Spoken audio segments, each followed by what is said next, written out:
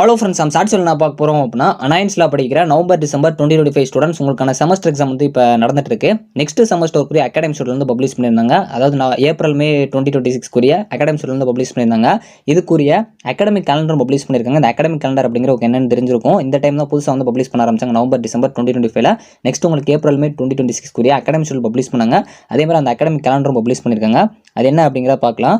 So உங்களுக்கு university டிபார்ட்மெண்ட்ஸ்க்கும் இருக்குது, affiliate இன்ஸ்டியூஷனுக்கு இருக்குது. நம்ம பார்க்குறது அஃபிலியேட் இன்ஸ்டியூஷன்.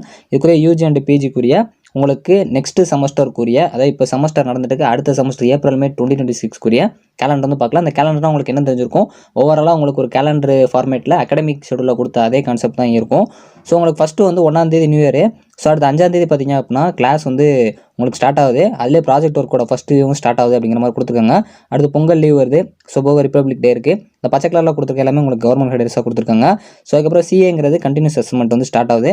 ஸோ அப்படியே நீங்கள் கீழே பார்த்தீங்க அப்படின்னா உங்களோட ப்ராஜெக்ட் ஒர்க்குரிய அந்த ரிவ்யூவும் வந்து டைம் கொடுத்துருக்காங்க. அடுத்து நடுவில் வந்து இந்த ஹாலிடேஸ்லாம் வருது. CA1 CA2 வந்து உங்களுக்கு எல்லோ கலரில் மென்ஷன் பண்ணியிருக்காங்க. அதுமாதிரி அந்த குட் ஃப்ரைடே இந்த மாதிரி உங்களுக்கு கொடுத்துருக்காங்க. ஸோ லாஸ்ட் பார்த்தீங்க அப்படின்னா உங்களுக்கு வந்து இந்த CA3 வந்து எண்ட் ஆகிற டேட் இருக்குது. ஸோ இதுக்கப்புறம் உங்களுக்கு உங்களோட ரிவ்யூவும் எண்ட் ஆகிற டேட் வந்து கொடுத்துருக்காங்க. ஸோ லாஸ்ட் மே டே கொடுத்துருக்காங்க.